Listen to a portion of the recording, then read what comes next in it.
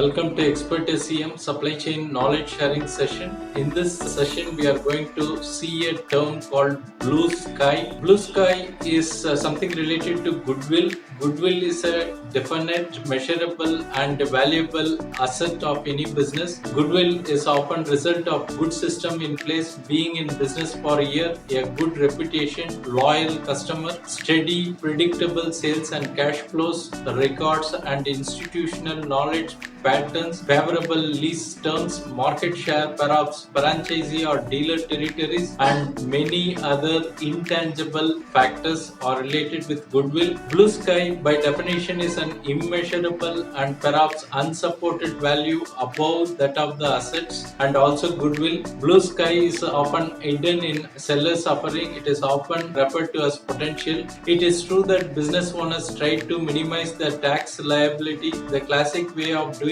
this is by underreporting income and over-reporting expenses. Be careful though, there are times when this just is not so. Consider the restaurant that has dishwashers come and go every couple of weeks. The paperwork is horrendous and these workers are often paid under the table. This paying under the table does not show up as an expense of operating the business and thus over-reports cash flow. The contribution of owners and the family members to the business should always be checked out and placed against fair market value of their efforts. So, how as a buyer do you determine the value? How do you avoid paying for the blue sky? First, a business value should be based on what it is worth to you. Are you going to run it as it is or merge it with another entity, expand product or service, consolidate it to the most profitable units, or simply tweak it to have it to reflect your personality? Secondly, conduct due diligence and verify the numbers. Then, given the numbers, determine if the resulting numbers can fulfill your goals. Can it pay you a fair market salary, pay for the debt,